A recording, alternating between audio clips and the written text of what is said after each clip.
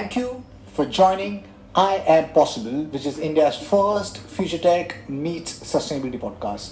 And today, I'm delighted and honored to have with me Mr. Nikhil Bhaskaran, who's a community builder and entrepreneur who has spent 8 years plus in China learning and building a hardware company. He's an ARM innovator and currently the founder of Shunya OS and IoT.in. So Nikhil, thank you for taking time and being part of the podcast. So this internet itself has like evolved. The early 90s, it was the web 1, we could hardly do anything. Today we have the web 2.0 where all businesses have been built over it. You name it, everything. You want to buy your underwear, you get onto Amazon. You want to go from one place to another, you can never get lost because you have the Google Maps and so many others. That's web 2.0. Now the internet is transitioning and getting into web 3.0. So would you like to kind of share the audience the journey of internet to the internet of everything, and what does it hold for you, me, and everyone? Yeah, thanks. That's a great opening question, because that's how we know where we stand in terms of time, because time is moving and a lot of things are moving, and especially now it's got so dynamic, so many things are coming from all over the place. So it's sometimes hard to put it in context, where do we stand in terms of time. So let me try to give you some history. So this actually originally starts from, there are two parallel revolutions happening. It's the computer revolution that triggered all of this, right? And then after the computer revolution happened, the big kickoff came when the internet got discovered, right? The first thing that happened when internet got discovered is internet got all, previously people used to have files, they used to fax, they used to do all of that. All of that communication got digitized. So all of the information got digitized is the first revolution of internet. And then people made a lot of money around it. Like Hotmail, Sabir Bhatia made money because he could do that same thing over internet. So he said, okay. And then people said, oh, now that we have all this data that we have got on the internet, can't we just build services around it? Let's build internet, which is service discovery. Then Google came in. Google came in the second wave, where people said, now there is so much data on internet, I need to make sense of this. And Google said, okay, let me help you find what you want and make sense of it. So that's how the next big revolution comes. That is all the data and all the services start coming online. And that's where people come, like companies like Google, Amazon, all of these service providers over internet start making money, and these kind of things come. Then comes in, now that internet has got all the data on earth, then they've got all the services online, internet won't stop. So there it goes, and then it goes on to all people and captures their emotions, right? And that's social media. The third big revolution that happened is social media, where now we have got all the data, all the services, we have got people's emotions also. But internet is this hungry beast who doesn't stop. So internet says, okay, now I've got all the data, all the services, all the people. What do I need next? It says, okay, let's get all the devices, all the things around us onto internet. We don't have to stop at people. And then in this parallel revolution, like I said, it's actually started with computers. Computers started going smaller. The social media revolution did not happen on a computer. It actually happened on a phone, right? So it's just the computer at a much smaller size. Now, the next revolution, when the Internet of Things happens, what happens is it wants to bring all the devices online, but the computer has to get small enough to go inside each of these devices, inside your fan, your fridge, everywhere. So the miniaturization is also parallelly happening, and computers are getting very small and getting into everything. So all of these things, people, their emotions, they are all on the internet. But again, it doesn't stop there. Multiple revolutions happening at the same time. Now we say that, okay, these devices now that they've got, if they all get computerized, that means they have got some compute power.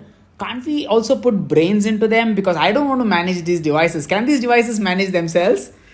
And that's where AI comes in, and that's AIoT, the combination of these devices becoming smart, where your fridge probably will in a future order milk when it's out of milk. It knows what to do, it knows your buying patterns and all that. And most of the work, it says, okay, you take care of all that. I mean, you know what I need, you do all that, you pay my subscriptions, all of that. But again, it doesn't stop here, because we say, but if I have to pay, I need a currency. But then how can I go on the fiat? How can I go on the traditional currency? Can we have a Web3 currency? Can we have something like a Bitcoin, or, so most of these trends are parallelly operating, because in some part of the world IoT is not fully implemented, some parts it's gone ahead, some parts are still getting aware of AI, some parts have implemented, some parts have got ahead in crypto, Web3 adoption, some countries have gone ahead, some are way behind. So all of these are happening simultaneously in parallel universes. So we are going to see a convergence of all this. Eventually it would lead to a complete digital economy, where everyone, humans, their emotions, devices, the currency, all of this would be in the metaverse, mostly operating based on data. Like, all of these people would interact completely. They would like each other's services, they would use each other's services, and there would be an underlying economy. And that's what people are betting on crypto, that all of these coins, people think coins are just pure bets. That I invest in something and it will go up. But actually each of those coins is promising a business underlying. It's an underlying business behind each of those coins. So what you're actually taking a bet on is, will this business idea work in the future? So I hope it made some sense. So I've had quite a lot of conversations. I think you are one of those guys who have kind of summarized what would happen in 4 hours in, I think, under 4 or 5 minutes. So thank you for explaining the entire the journey of technology. You mentioned, there's been so many revolutions, starting from the computer revolution and the internet, when we kind of discovered internet, and then kind of Google happened, and they realized that when internet kind of comes in, there's going to be a lot of data which is going to be generated, and then Google saw that opportunity and it started making sense of the data, and then the search engines happened, and the multi-billion-dollar businesses started happening. And you mentioned that the third revolution, social media, it's been such a game changer. I think, if it was not for technology, it was not for social media, I think we would still be in the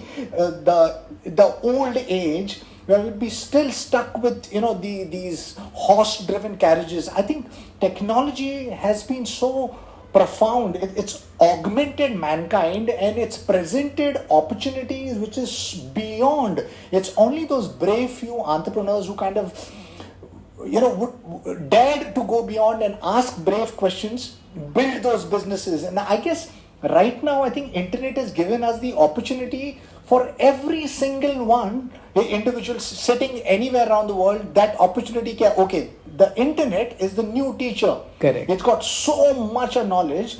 All it requires is your desire and intent. And you also mentioned that after social media, it didn't stop. It went into connecting devices, like connecting physical things, the connection or sensorizing of the physical world, and the internet of things spawned. And then it didn't stop over there, and then it was like, okay, can we put brains into those devices? And then artificial intelligence came in, and then right now we are in the cusp of breaking away from Web 2.0 to Web 3.0, where we are seeing the possibility of the metaverse coming in, and the economic layer behind it being the NFTs and the cryptocurrencies and the digital economy. So thank you for explaining it so wonderfully, Nikhil. So what, I think if we get into the Internet of Things and AI, IoT, but I want to take you back a little bit, Okay. because your journey started in China, and you spent 8 years as an entrepreneur over there.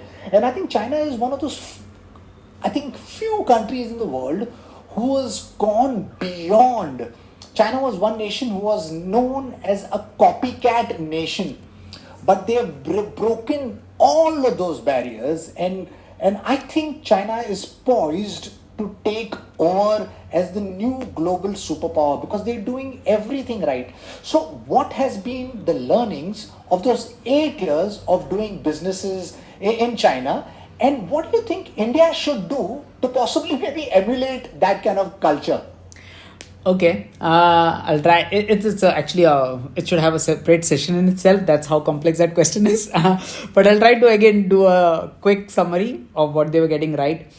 I think what China got right is they got their focus right. What is that they want to solve? Every country has multiple challenges to solve at the same time. Like India probably wants to get its image right in the world. Where do we stand? What should people expect us for? Versus we also have a lot of poverty to deal with and all of that. China kind of got its priorities right. China said, we're going to get bashed a lot, but what we want to first solve is poverty.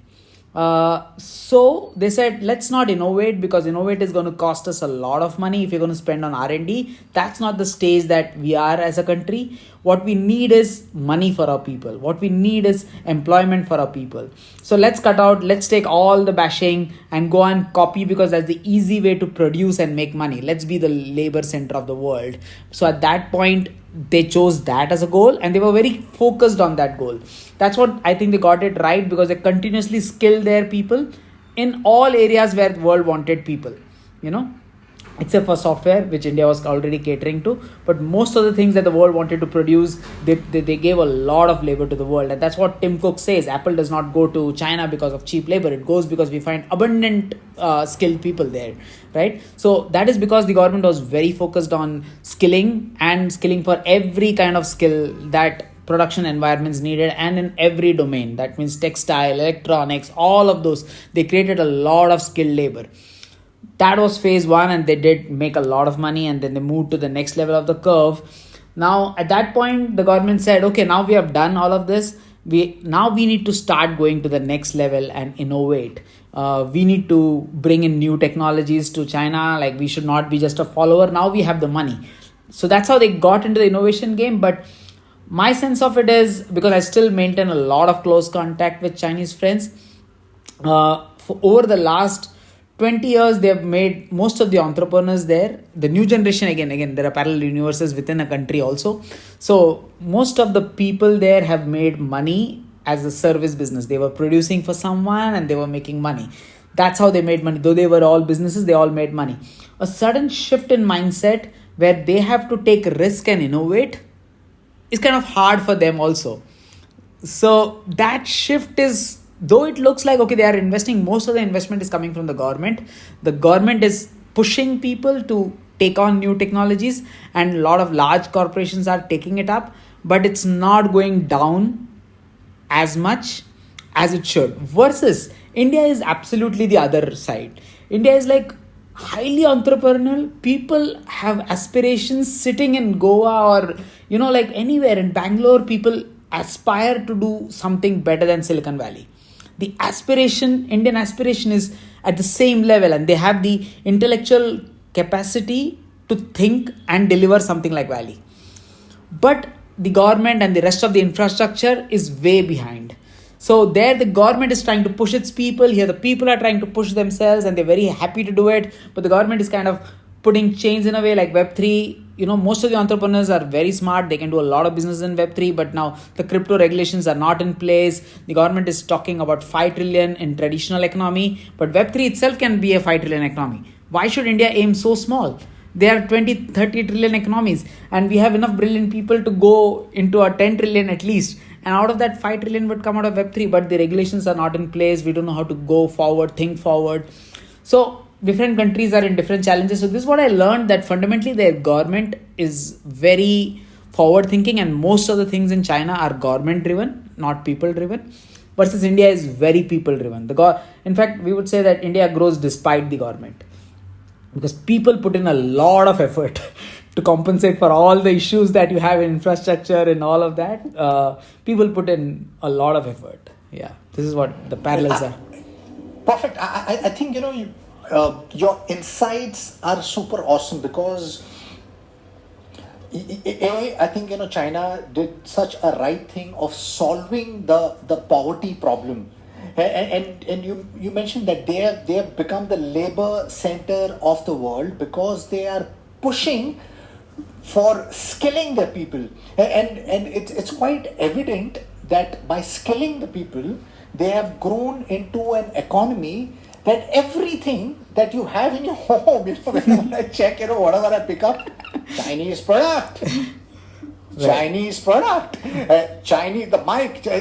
So it's everywhere. So they have really pushed that skilling conversation, and and you rightfully also pointed out that they have created that enabling and empowering ecosystem, which I see it's lacking, and I hope that there is a support because we have the minds over here, and it's plain to see. I think some of the top global big tech companies have Indian CEOs, and I think we need to question that, and we need to question that why are these great minds running abroad? Why can't we have an enabling ecosystem here? Why can't we have a Google from India? And I think those questions are looked at and in a cohesive manner, and we create an enabling and empowering system. I think we'll, as a country, we'll completely evolve because there are so many things as India and Indians we do right.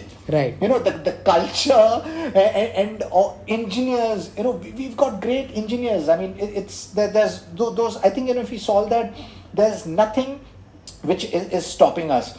So, I've been an entrepreneur and I've been vested in virtual reality for the longest time, since 2016. And then now there's this whole Web 3.0 and metaverse conversation. I want to get into Web 3.0, I'll get that into later.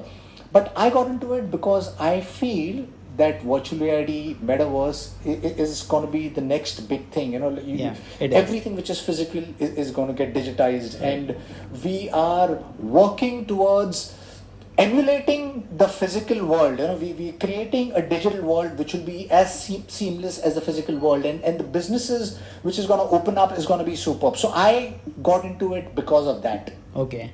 What is the reason you got into Internet of Things and AI? So actually, at different stages of life, you have different ambitions you're solving, right? I mean, in my initial phase, like I said, I wanted to get out of, I was born in a lower middle class family, so I had to solve all those financial issues. And my first business was all around like just making myself safe and secure. Then I moved to China and I solved that decent enough that I don't have to work. Now my ambition was, I want to do something for my country, because obviously we all owe a lot to the land that we are born in, and we feel just feel so obliged to it. So at that point I said, these next generational opportunities of IoT and AI, let me try to go to India and popularize it. So we build the next economy out of India. Like a lot of startups should come in these domains, and that's why I did not actually start my ShunyaOS, which is my startup, first. I actually started the community side first, IoT.in, where we started skilling people free. We started engaging entrepreneurs on how to build businesses on these new technologies. And then obviously I also have to survive, and I had enough of technology. Then I said, okay, I'll also do ShunyaOS, and that's how I came. With ShunyaOS, the idea is again empowerment, that people, whoever have ideas in IoT and AI, we created a base stack, which is the OS, on which most of the things you can like assemble like Lego blocks and build a solution really quick. Now we're doing the hardware layer also. It took us a little longer, and some things did not go as planned. So it took, these 2 years were kind of challenging after 2020. Otherwise we should have launched in 2020 with the hardware itself, but COVID is still blocking access to China. So hardware is still a challenge.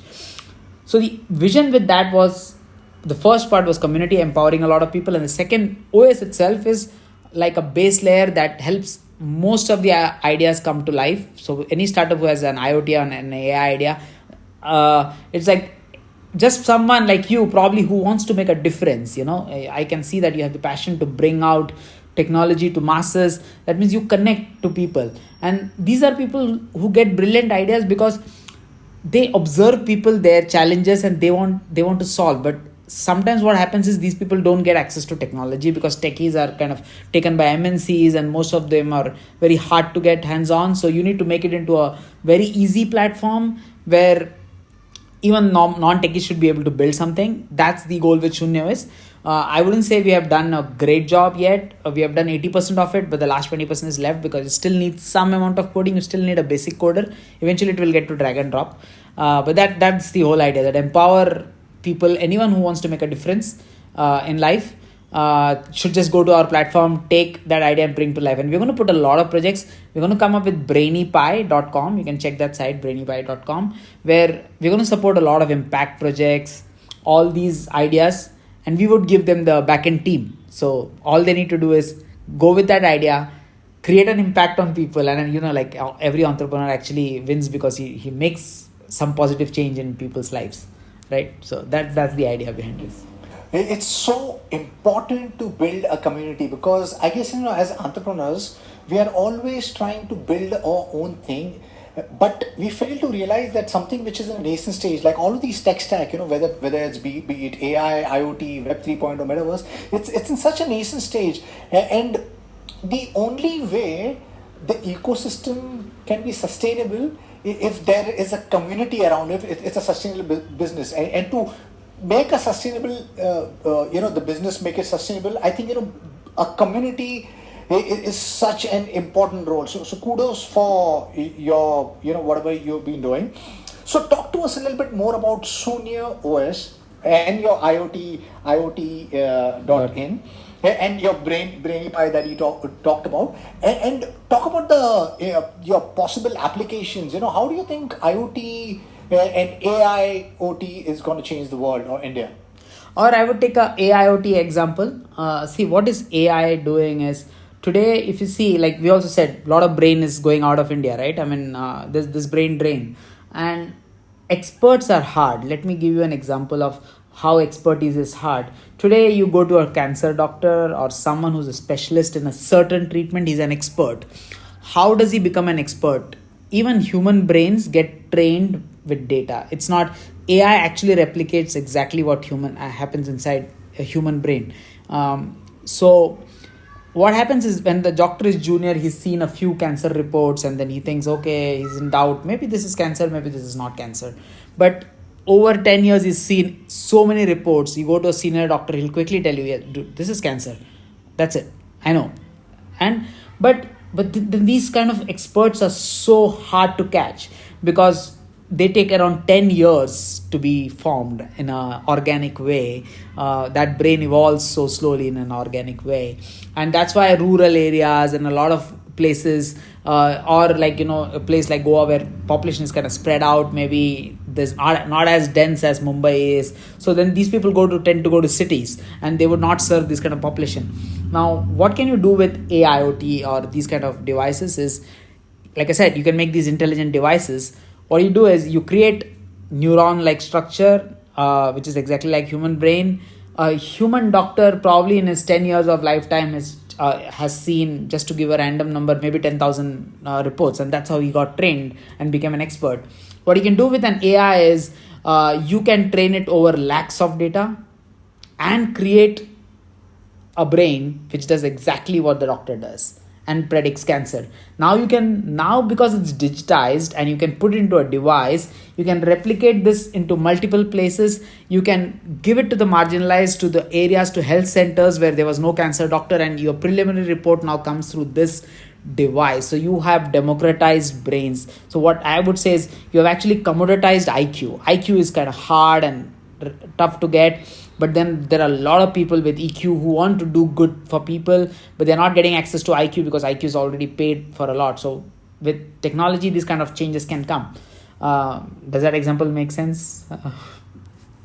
Yeah, fair enough. But I would like you to talk a little bit more about IoT and AIoT, because I'm sure there's so many applications, in a world where every physical objects are being sensorized, and then there's a layer of intelligence being added with artificial intelligence. What are besides the healthcare, which you kind of gave the example of, what are the other applications? Because, we're talking about a world where from your toilet seats to your refrigerator to everything being sensorized. What's the applications which you see in the near term and possibly in the long term? Yeah, so in the near term versus long term, so typically what happens is, like, even when you see computers did not come to home first. It actually went to offices first, because commercial organizations generally tend to make those newer investments because they see an ROI, and then the B2C follows. So similarly with IoT, the first play is in industrial IoT, because in industries they see an ROI. So let me give you an example of how industry would adopt it in the near term, because it's still happening, and then I will go to how it will be adopted by consumers in future. So first part is the industry see now a lot of this is a problem that is live and we are solving it. A lot of these SMEs don't have people, like the boss is busy handling, this is small organizations, right? So they have equipments running most of the times, and then sometimes it's not even operating what it's supposed to do, but it's left on. You probably even see in many of the state buses, the buses are left on all these are devices, right, that are just left because the operator is not so conscious about the energy consumption, because today at humanity we stand on a huge challenge of climate change, and all these huge energy consumption, all these wastages are first to be fixed. So once you sensorize all this and you put compute into those devices, they know that it's just idling, right? So once it's idling, it just knows that when to shut off, because sometimes if it's just idling and you cannot immediately also shut it off, because starting it also takes energy, but it can compute what is it's been more than 3 minutes and it looks like the next batch is not going to come, because the next device where that thing is put is also communicating it to this device that, okay, I'm not ready, so that means you're not going to get any work for the next 10 minutes. So it's better. Then he takes that decision and that device shuts down. Now, if you implement this in most of the factories, where now India is going to become the factory of the world, some part of the work is going to shift from China to India. And if this is how we're coming up as the next country, which is very also conscious of the energy that we use, and we don't do those wastages, then we have done great, like that's what Shunya does. Actually, that's what Shunya does in industrial IoT.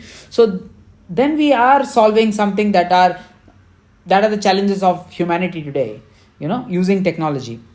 Like, I hope that's the near term where I see, because it's also an immediate ROI, and there are many other there are other incentives to reduce your carbon footprint, and all of that is coming in place. So so obviously money drives the world. So people, whenever they get an incentive, they will go and do that first. So that's why near term this is going to happen, and then convenience. Then coming to the long term, obviously in long term, as more and more, all of these parallel universes are coming together, all the data, e-commerce, all of these ONDC is coming. So all things will come in. And then one of the things people are trying to capture in IoT is people need to interact, right? And they are capturing that interaction point. Amazon Alexa has done a great job there, because you talk to the Alexa now. So you need a thing that you interact with. And then this thing is going to buy. So Amazon really saw it way forward. People are not going to even search on Google. When they want something, they're going to talk to a thing, right? And once all the rest of the data and the ecosystem comes online, this is the medium through which you connect to those. So your thing, you'll just remind the thing, hey thing, can you order coriander for me? And it will just go and do that. From wherever in the infrastructure, it will search what is the nearest place, how to do it. So these kind of revolutions where people are just interacting with a thing, like it was like a person that they had in the past in their home to help them with. Those digital assistants is where I see the first B2C revolution will happen. And then obviously you, like I said, the fridge will itself decide some of those basic decisions you don't want to take. You will say, hey device, I don't even want to give you an instruction. Whenever, I'll just tell you once, whenever this milk goes below this level, and you can see it. So that is like something that we do. We have AI computer vision. You can train the camera to see what all items have finished and all that. So you say that if it goes below this level, just reorder. I don't want to even bother talking to you. Those small decisions, like people behave like that, right? I mean, they say like, don't tell me what is the cost of the coriander. Just if it's not there, just order it. I don't care if I get $10 or $15 extra coriander. It doesn't matter for me right now. That's not my problem in life. So these kind of things. Yeah. Lovely. How awesome is that? You know, we're getting into a world where everything is going to be sensorized. It's going to give us information, and all of these devices are going to be interconnected and talking to themselves. Like your phone, you mentioned, is going to be talking to the refrigerator. The refrigerator is going to give you information. Okay, this stock is there, not there, and then it'll automatically kind of interact with possibly like an e-com platform and kind of update on the products which are kind of dwindling. So it's super awesome world, yeah, that we're getting into now. The topic of the discussion, you know, we said that we talk about the role of AIoT in the metaverse. So would you like to talk about, you know, what's the role which this is going to play in the metaverse and Web 3.0? Okay, so like first we said, like this example itself, if you take the fridge example, because B2C probably is more exciting for people, though it can be also on the industrial devices. All these devices, if they have compute, that means they are on IoT. They are now connected to the internet, and that's all. Then if they also have the intelligence, they are already in AIoT, right? But then we said they need to self-order, they need to self-maintain. I don't want to get into all this of the small consumption reordering and all that. Whatever you need, you just order it for yourself. But how do I give you money to order yourself? Like suppose there is this projector that you have that has a lamp life and it knows I need to reorder my lamp because I'm just running out of lamp. But the projector does not have the money right now. So we say in the metaverse what happens is everyone is a wallet. Okay, let me repeat. Everyone's a wallet. You are not what you are. You are a human, but you are with a wallet ID. So whatever you interact in the metaverse is all through a wallet ID. You basically have a digital wallet, and you might be a human behind, you might be a thing behind, but on the metaverse layer, you are a wallet ID. Okay. Now, and all of these transactions happen between wallets. You exchange, you ask for things, and all of that. So how it all converges in metaverse is everyone starts getting a wallet ID. That's what these things, like when we have built Shunyaverse, we already have factored that in, and we currently can add a wallet into all our devices. So all of these devices would have wallets of their own, right? And all of these humans will also have wallets of their own, right? So, and then you have budgeted for most of the things. You say, okay, man, here's your budget.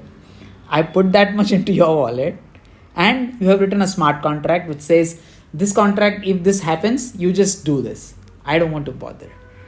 So this is how AI, IoT, and that whole big revolution converges into a completely digital universe where eventually then what would humans do would be the next question typically, but I'll take that later.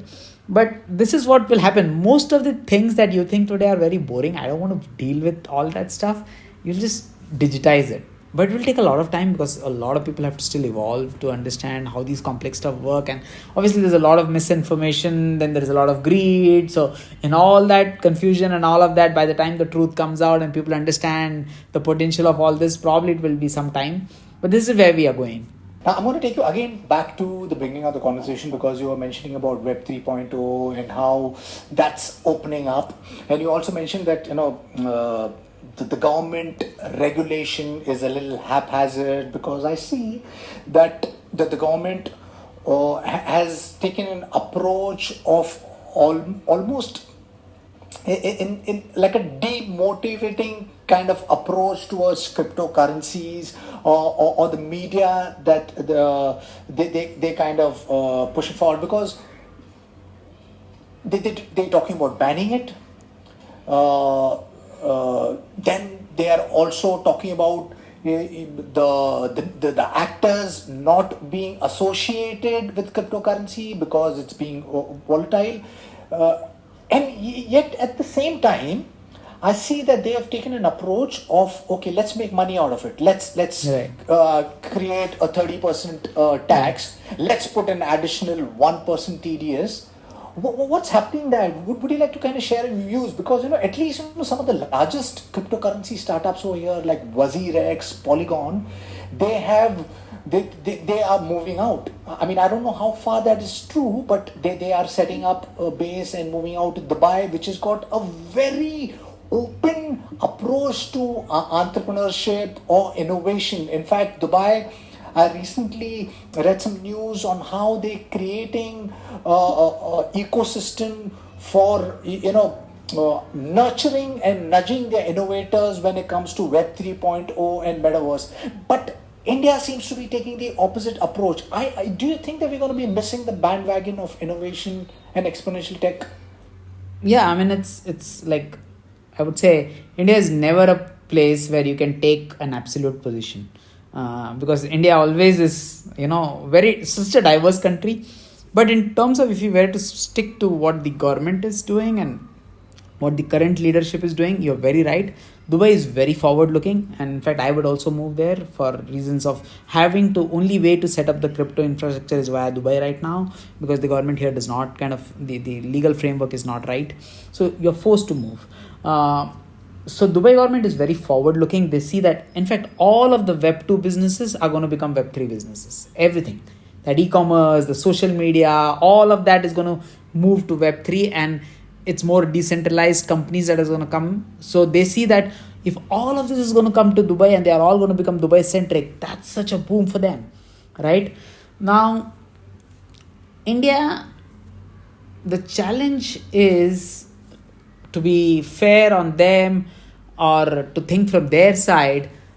First of all, though we have the brilliant minds who are Indian, our leadership does not acknowledge or does not love to bring them back. Like, one of the comparison between China and India, when China wanted to grow itself and when they decided to change the trajectory, because China was also very closed and very conservative in the past, they kind of did not like anyone who went out of the country. They kind of saw them as traitors and all of that. You left the country, and that was the mindset. And then when they decided to bring the people out of poverty, they kind of took that hit. They said, hey, probably we don't know, we're doing something wrong, and that's why we're poor. We need to bring all our talented people abroad, incentivize them to come back.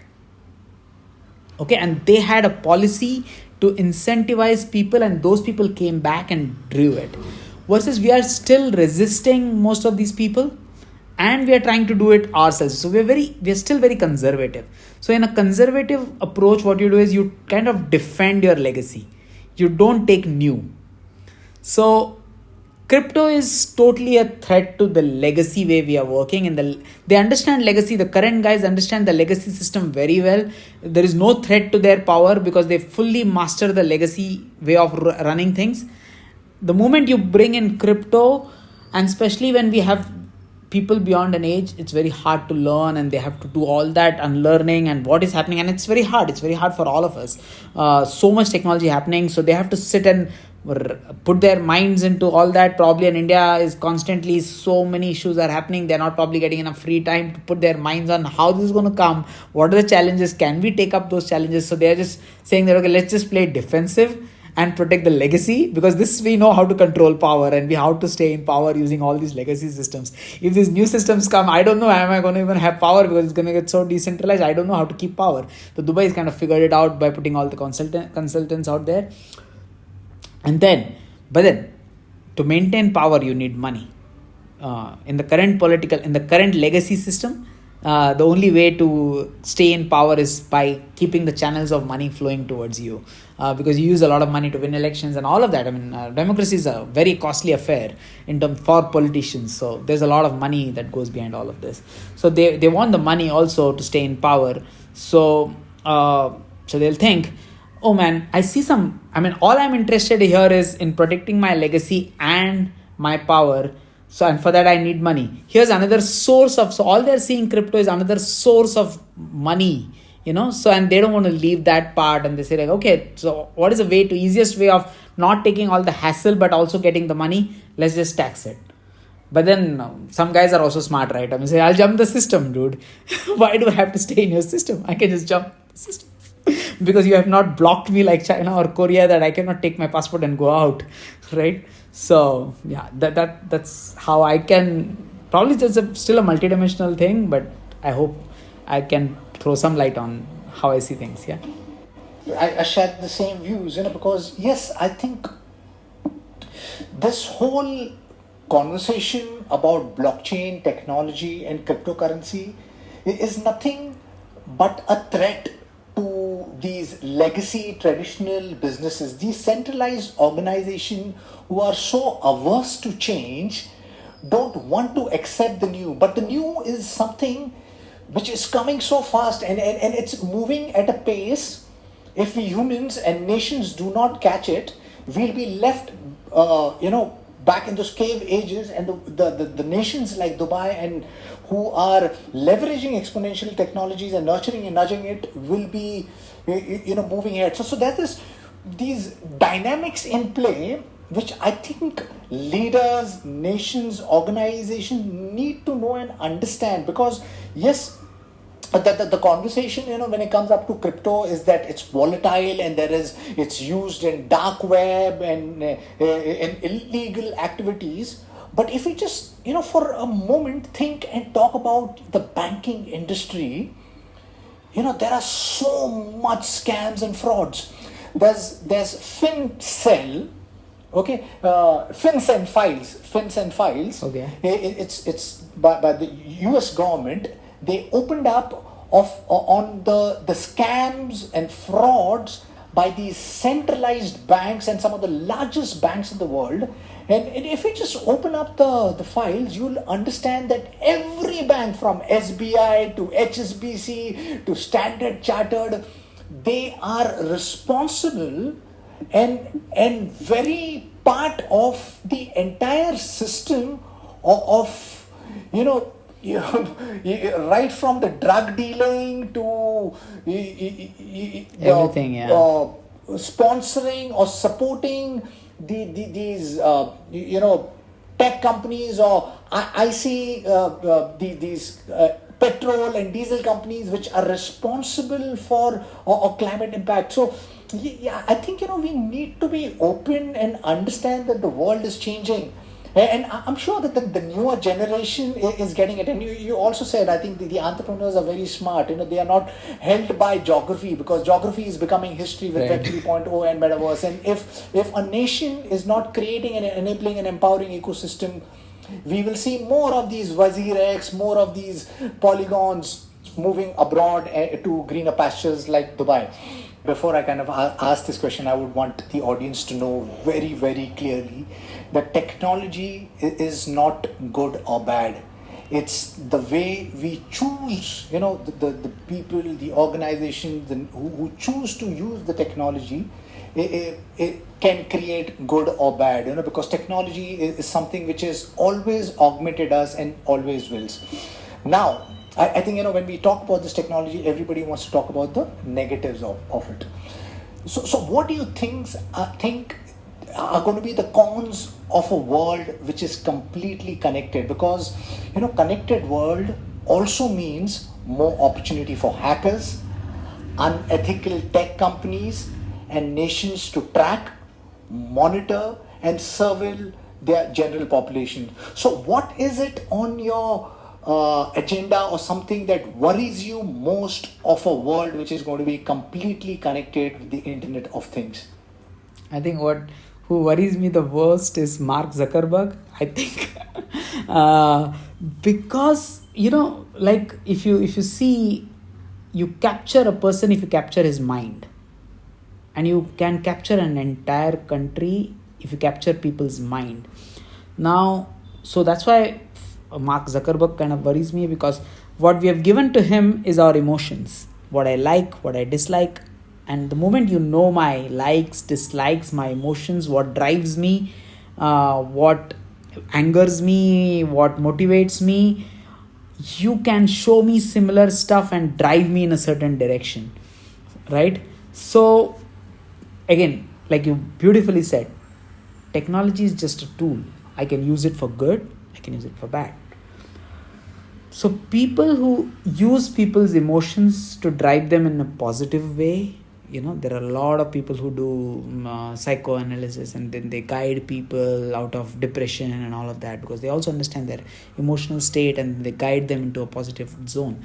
Versus there are people who think, okay, this is what he likes, and let me keep showing him, let me drive him crazy about it and keep him hooked to my platform, and I can monetize it.